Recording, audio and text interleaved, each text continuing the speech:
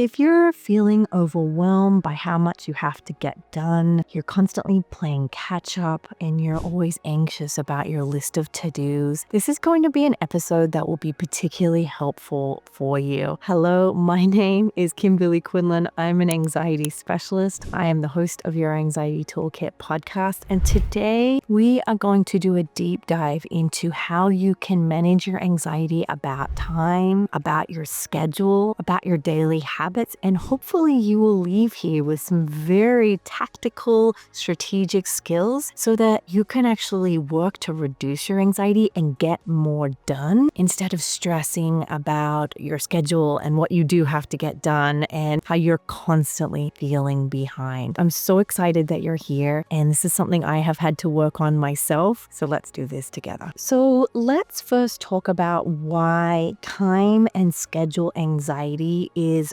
so common. We right now in this era, we have so much on our plate. We are constantly being overwhelmed with to-do lists.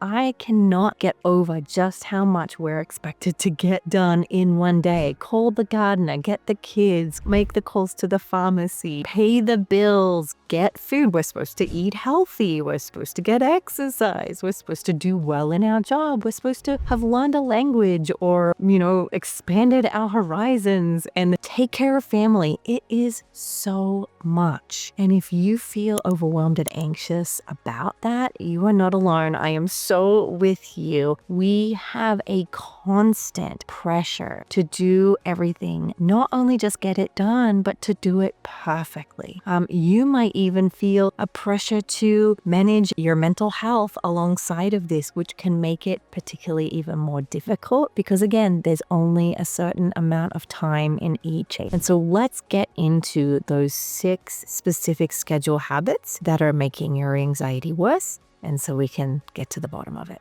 Okay, so let's start with number 1. The biggest schedule habit that I see people make that make their anxiety worse is that they're either overscheduling or underscheduling.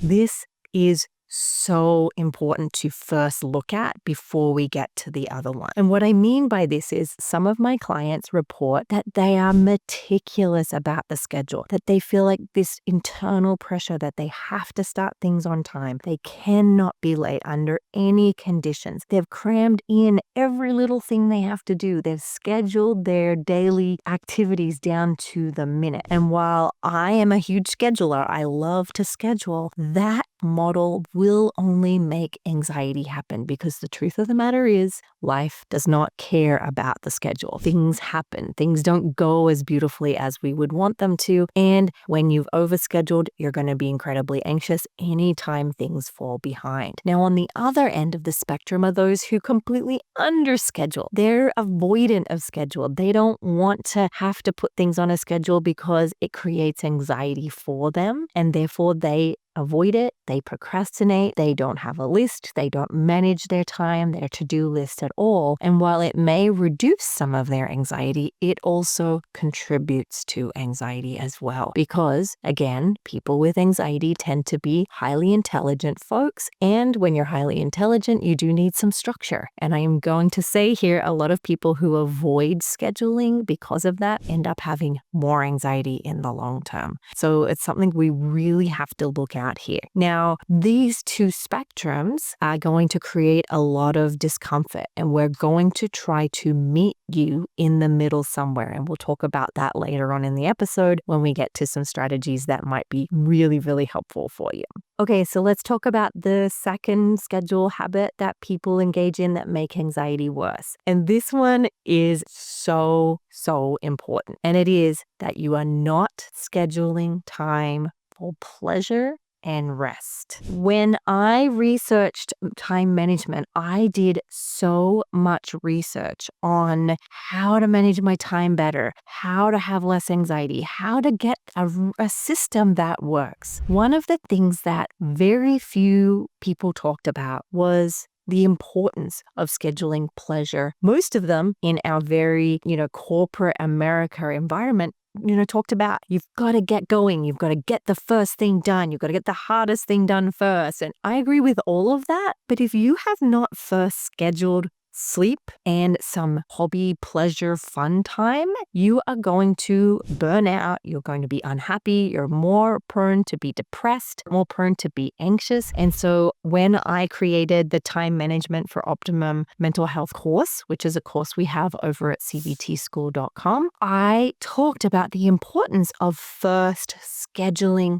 pleasure. Of all of my courses that I have at cbtschool.com, the most frequent comment is that this concept changed their life. Of all the courses, this one thing was the most important. I am blown away by how many people never prioritize pleasure, never prioritize their hobbies. Again, we have such a long list, and when we have a mental health issue, we just assumed that pleasure should be the first thing to go. And that is completely not the case. We must schedule pleasure first. And that is the core first step when we talk about time management. It is so important. When we don't do that, again, I'm going to stress to you, I know I've said this once, but we tend to be more depressed, we tend to be more anxious, and the whole joy of life goes out the window. I will say often to my clients and students that one of the biggest antidotes to anxiety is having fun. Anxiety wants us to be serious all the time and take things so seriously and make everything important and put all this pressure on you. And sometimes the best thing you can do is ask yourself, what would I do if anxiety wasn't here? And often the answer is, I would watch some TV, I would see my friends, I would go out for lunch, I would meet somebody at the park, I would take a walk, I would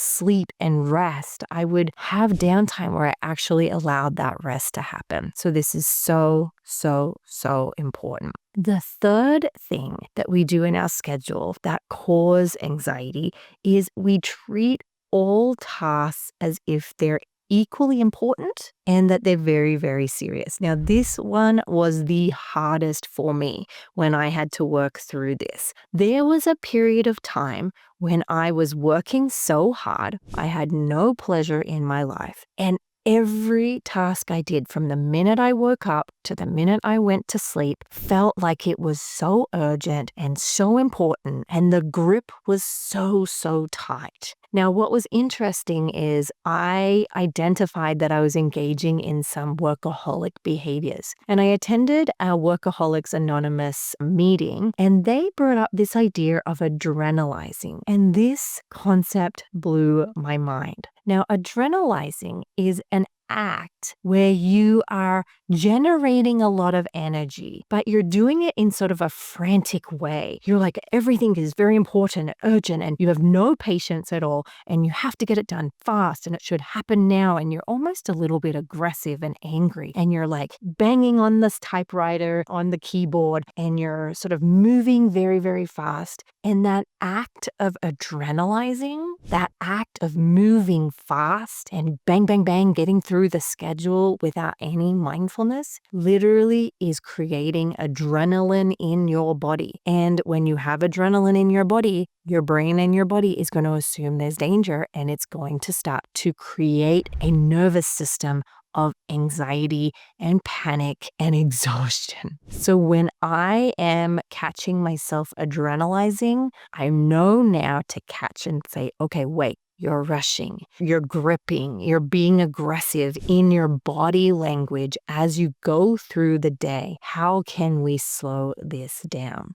And what we find is, well, what I found was I was treating really basic skills like brushing my teeth, typing out emails as if they were super important, like must do, terrible things will happen if I don't do them. Whereas those are more just daily administrative tasks. So I had to learn that to catch and check in with myself. If I'm doing activities that aren't super important, they need to get done, but they're not life or death. They're not urgent. There's no major consequence. I had to learn to slow down and not treat them like they were such life and death importance. Now, yes, there are things like deadlines, getting my taxes done, making sure I'm on time to pick up my kids. Those things have to be done. They are important, but I don't have to show up in my body in this urgent, impatient, aggressive, rushed, life or death body. I don't have to show up that way. And can I check in and re-regulate myself, do some breathing, slow things down, and remind myself these things aren't life or death. They're not important. Yes, I feel anxious, but can I change how I respond to that anxiety and adrenaline I have in my body? So that's core. It takes some time. It takes some work. This took me about a year to slowly catch when I was doing this rushing, adrenalizing behavior. I had to sometimes look at my schedule and go, okay, I do tend to adrenalize more in the mornings. That's the truth. I do tend to adrenalize more in the morning. So in the morning, what can I schedule to make sure I'm being more intentional about slowing down? Okay, so number 4 is avoiding hard tasks through engaging with busy work. This is so important. You might find that there are some tasks you need to get done that are important. You've identified them as important. And because they create anxiety for you, you avoid them. And when you avoid them, you feel terrible about avoiding them, and you know it's not right, and you don't want to be avoiding them. And so what you do is you say, it's fine. I know I need to get that thing done. That's a high priority task. And I know I need to get it done. So what I'll do is I'll just go and clean the kitchen.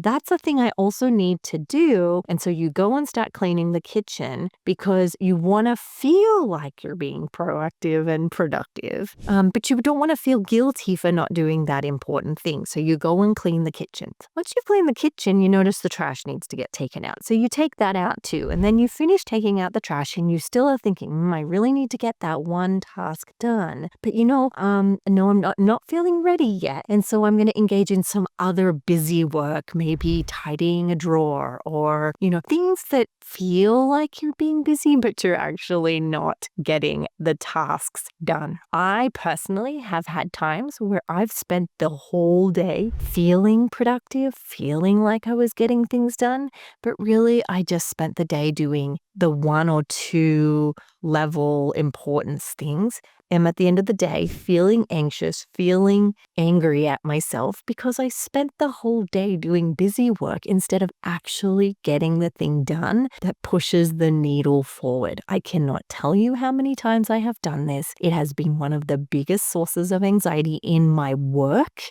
This is a big one for therapists. We tend to avoid doing our notes, and we will find any job that we can do to avoid doing notes because notes are annoying and boring. And then all we've done is we've pushed it off and created more anxiety. So what we want to do here is we want to acknowledge that yes, doing that very hard, important thing is going to create some discomfort, but it's better than the discomfort of doing busy work all day, feeling exhausted at the end of the day, and still now feeling anxious because we still have that hard, important thing to get done. So I'm going to very much stress when we talk about scheduling, and we do talk about this in the Time Management for Optimum Mental Health course, we talk about getting down the things that we have. We get a list of the things we must do. We get a list of the things we should or could do, and we prioritize things based on how important they are and how urgent they are in order to get done. So again, we're not treating everything like it's all important. What we want to do is we want to get very clear about the priorities, the hierarchy of important to unimportant, and we want to structure our day based on that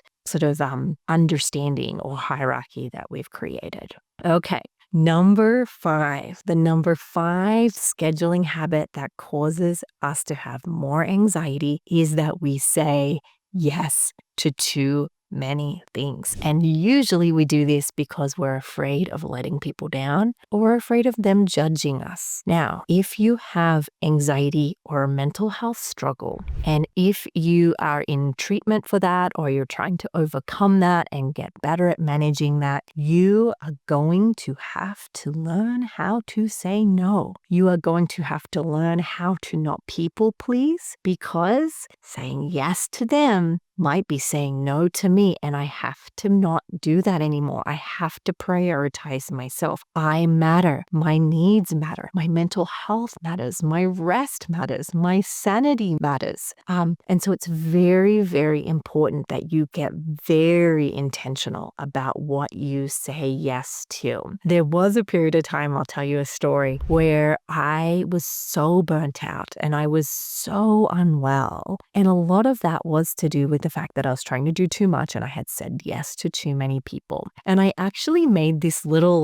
flow chart of things I was allowed to say yes to. So the first question was am I saying yes because I want to, or am I saying yes because I feel like I have to? And as you can imagine, if I was saying because I have to, I would have to practice saying no. Now remember, saying no doesn't mean you just say no and that's it. It's okay to share with people, hey, listen, I'm at capacity. I'm doing my best to try and prioritize my mental health. I'm really sorry. I hope you don't take this personally, but I'm going to have to say no. I got really good at saying, I'm at capacity. Please, if you could understand my need that I have to say no to this. But it does not mean you're not important to me. It doesn't mean that what you're doing, your agenda, the thing that you've asked me to do isn't important. Let's negotiate on when we can get that done. Another really important piece here in this sort of flow chart was, is this something that I actually have time for? There have been times in my career and in my life as a mom and a wife where I've had to say no to really wonderful opportunities because literally there actually was no time, because I work at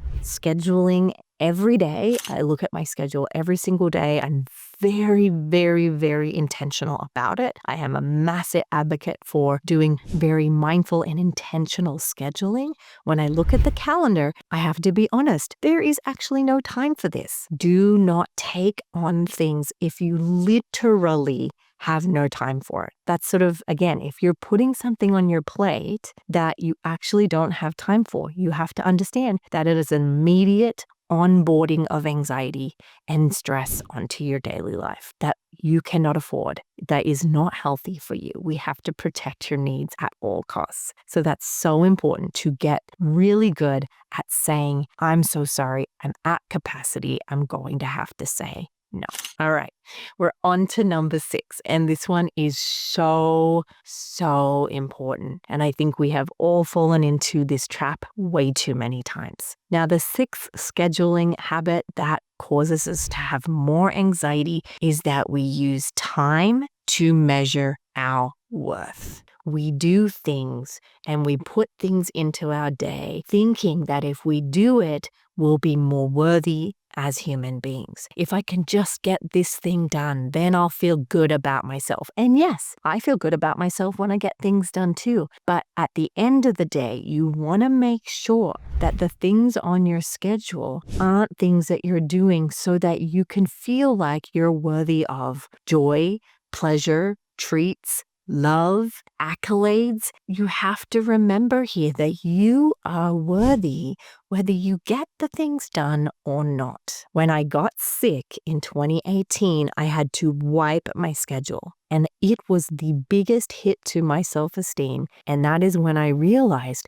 that all the busy work and all the tasks and all of the to-do lists were being done so that I would feel good about myself. And I had to learn to feel good about myself whether I'm achieving or not. I had to start to learn that I was worthy and valuable and lovable, whether I was a shining star or I was someone who was struggling to get get up in the morning. These were massive mental health mindset shifts I had to make, and it allowed me to see just how conditional my self-love was for myself. I was only treating myself kindly if I got all of the tasks done. So what we want to do here is we want to shift to being in a mindset, in a place where every day we are thoughtful. We put aside time to take care of the things that are important, the musts and the shoulds. And then we can look at the coulds and see if we've got space to slide them in. We want to schedule sleep and pleasure first. We do not just schedule sleep and pleasure once we get the to-do list done, because there's always going to be a to-do list. It's always going to be there. It's probably always going to dominate you. My to-do list right now is so long, there is literally no way I will ever get it done. And so I have to be okay when I put my head down on the pillow at night. I have to remind myself, you did the best you could. You did a great job. None of these things determined your worth. You were intentional. You were good at getting the things done that you said you were going to get done. And it's enough. Rest easy now, my friend. Again, rest easy, my friend. I have to repeat that. You are enough, whether you got them done or not. Another really important thing here is catch how you're using scheduling to try to manage your anxiety. If you're someone who has an anxiety disorder, OCD, any type of anxiety disorder, or even depression, catch whether you're using the schedule to reduce or remove uncertainty. Are you spending too much time focusing on the schedule and making sure this happens at this time and can I squeeze it in? Because it is likely that that is becoming a compulsion, like we talked about before. Also, avoiding the scheduling process, avoiding setting time to really look at your calendar is also an avoidant compulsion, and one we want to catch. This must be a balanced and moderate flexible practice. It's sort of something where we do some scheduling, but we don't do it to the degree that we're being meticulous and compulsive. We allow things to not go well. We allow things to fall off the wagon, but we're also not doing that as a way to reduce or remove anxiety. We're not in constant avoidance. We sit down, we look at the schedule, we acknowledge what we have to do. We're kind to ourselves. We look at the schedule and say, does this harness a healthy mental lifestyle for me? There is an amazing resource, which I'm going to encourage you to look up. It's called the Healthy Mind Platter. It was designed by Daniel Siegel and David Rock and is a beautiful visual of the 7 important factors we must include in our day for optimum mental health. Now, this is so beautiful, and I love that they did this because it's similar to the healthy pyramid, the food pyramid we used to have, but this is for optimum brain matter. It's talking about the things we must do to really nourish our brain. And anxiety and depression and mental health is a brain disorder. These are things we want to make sure we're having time for. It includes downtime, in time, which is like therapy and journaling and mindfulness. It's physical time. It's sleep time. It's time where you're learning something. We want to try to implement this as much as we can. But again, we don't want to overschedule. We don't want to overcommit. Maybe from today, you take one baby step towards these concepts and strategies and just implement one. Try them for a week. Give yourself some time to get that to be a new habit. Then you come back, listen to this again, and add on the next thing. A lot of these are actually taking out things from the day, rescheduling things to a more realistic timeline, checking in and not acting from a place of urgency and adrenalizing is going to be super key as well. At the end of the day, this must be a compassionate act that you do for yourself. I want you to leave here in this episode feeling empowered to use your schedule as a way to supplement and complement your recovery. It is been a huge piece of my recovery with multiple mental health struggles and difficult times in my life. And every single time I know I can rely on my schedule and I know I can trust myself more now because I hold myself to my schedule without getting caught up in avoidant behaviors or busy work or people pleasing. I know I'm holding that boundary for myself for my own mental health. Now, the last thing I want you guys to think about here, I actually did a whole episode on this called the rest to productivity ratio.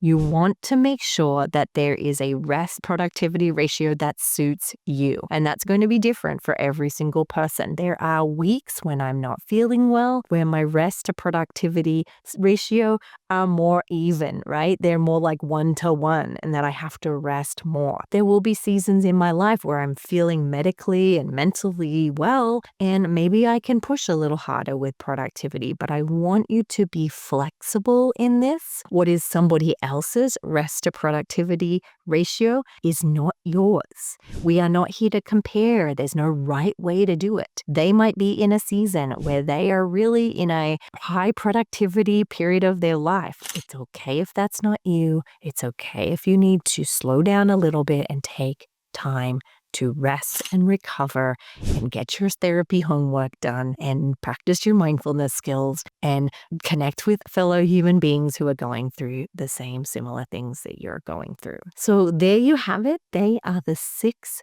scheduling habits that are increasing your anxiety. And hopefully you've left here with some really strategic, helpful, effective concepts and skills that will help you to create a schedule that provides you a platform to thrive, to have more confidence, to have less anxiety, to feel like you can trust yourself again. That has been my experience, and I know it can be yours as well. If you're interested, head over to cbtschool.com/time management. We have a complete time management course that I created specifically for people who have mental health struggles, because I know that most of those courses and books do not consider that. And so I hope you find that as helpful as the rest of our students have. All right, guys, I'll see you in the next episode.